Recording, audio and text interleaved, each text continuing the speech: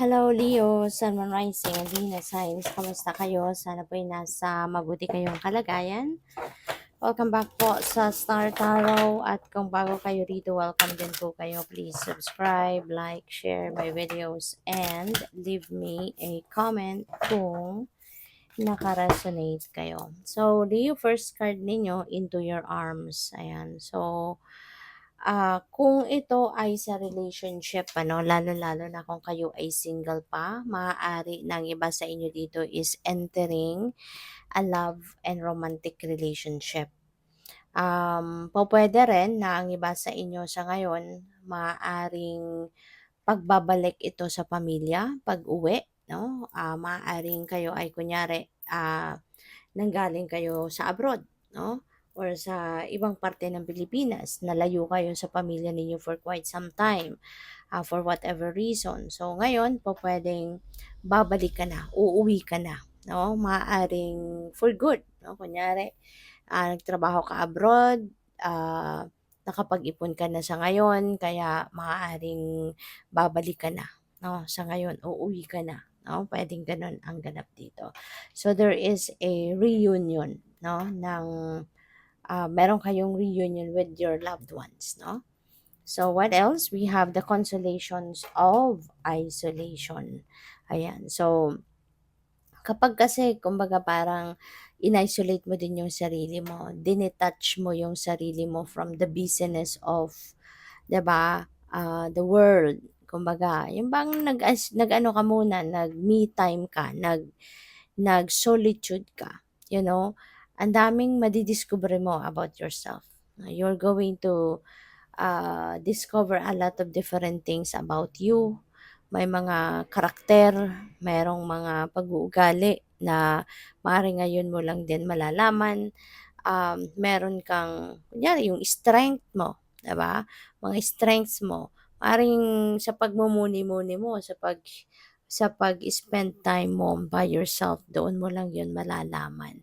Pwedeng may mga ganong sitwasyon. So, there could be, kaya nga, 'di ba, may kasabihan nga na there is so much power in solitude.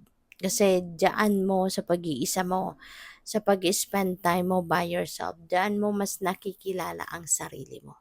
Mas marami kang nadidiscover about yourself. Diyan mo na mas lalong nadidiscover yung iba't ibang kakayanan mo or weaknesses mo. So, what else? We have to watch over you.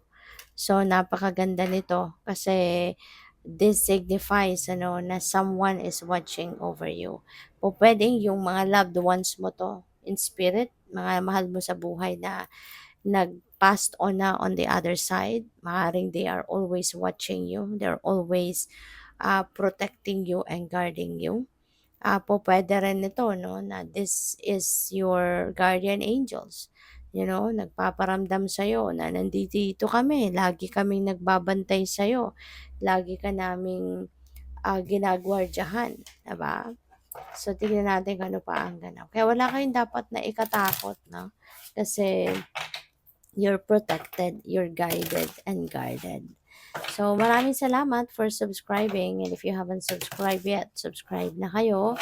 And also, maraming salamat din for not skipping the ads. Malaking bagay yan sa akin. And also, please click the join button sa baba ng video kung gusto niyo na mag-join sa membership. So, take action. Okay?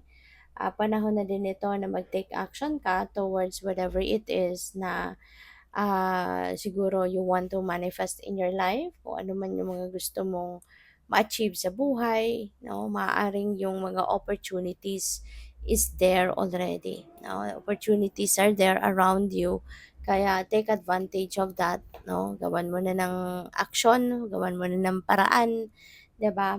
Aksyonan mo na at para nang sa gayon makalapit ka na doon sa kung ano man ang mga bagay na gusto mong ma-achieve, gusto mong mapagtagumpayan. Okay? So, we have risk and dare. Ayan. So, maybe yung action na kailangan mong gawin, maaaring it will require you, no, to take risk. It will require you to take an adventure, kumbaga. Kasi baka bago ito sa'yo. Totally new for you. Maaaring this is totally uh, pupuwedeng ikaw lang 'no, yung parang ngayon mo lang ito, ngayon mo lang ito ngayon ka lang magkakaroon ng lakas ng loob, 'di ba, na gawin ito. Maaari kasi na it will require you to come out of your comfort zone, ano.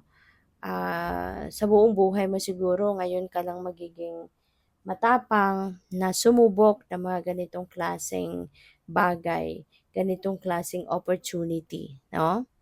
So, kaya lakasan mo lang ang inyong loob, kaya mo 'yan. Kasi in the first place, hindi 'yan ibibigay sa'yo ng divine universe kung hindi 'yan para sa'yo at kung hindi mo 'yan makakayanan. So, we have dream wide awake. Ayan. So, parang daydreaming ito, no? Siguro ang iba sa inyo, lagi kayong nagdi-daydreaming. At saka, alam mo yung daydreaming, ano, that is also one tool, no, of manifestation. Kasi kapag nagde-daydream tayo, ini-imagine natin kung ano yung gusto nating ma-achieve, kung anong gusto nating marating, 'di ba? Anong gusto nating ma-experience. Kaya maaari 'no na excuse me po, mas magiging effective yung inyong manifestation kung sa pag-i-envision ninyo ng kung anong gusto ninyong marating or ma-experience sa buhay. Isasama ninyo 'no, isama ninyo diyan yung emosyon ninyo, samahan ninyo ng inyong emosyon, isama ninyo yung, isama ninyo yung sarili ninyo sa imagination ninyo mismo as if, ini-enjoy mo na or ini-experience mo na kung ano man yung, gusto mong ma-achieve, okay, or ma-experience. So, establish priorities, yan. Importante din ito na ma-establish ninyo ang inyong priorities. Importante kasi para alam ninyo kung ano yung mga dapat mong unahin, ano yung dapat mo munang asikasuhin, 'di ba? Para alam mo kung saan ka magsisimula, kailan ka magsisimula, anong mga gagawin mo. Kaya kailangan ma-establish mo muna ano nga ba ang mga priorities ko. Para yun muna ang aasikasuhin mo. Then once na you're done with it, then alam mo na kung ano ang susunod, hindi ba? Para hindi ka all over the place. Para hindi ka na kung ano naisipan mo sa ngayon na ito muna gagawin ko. Tapos pero hindi naman pala yun talaga necessary, hindi naman yun importante pa, 'di ba? Kaya maimportante na alam mo kung ano yung priorities mo. Alam mo kung ano ang number one, number two, number three, and so on na nakalista sa inyong priority list. Okay? Para systematic ka din, no? Yung galaw mo, may sistema. So, we have embraced friendship. Probably, ang iba sa inyo is making new friends. Sa ngayon, maybe you are meeting new friends. Or po pwede rin na mas magkakaroon ka ngayon ng time or pagbubuhusan mo ngayon ng mas maraming oras ang inyong mga kaibigan or yung inyong pakikipagkaibigan. No? So, good luck sa'yo. Thank you for watching. Love and light. Namaste.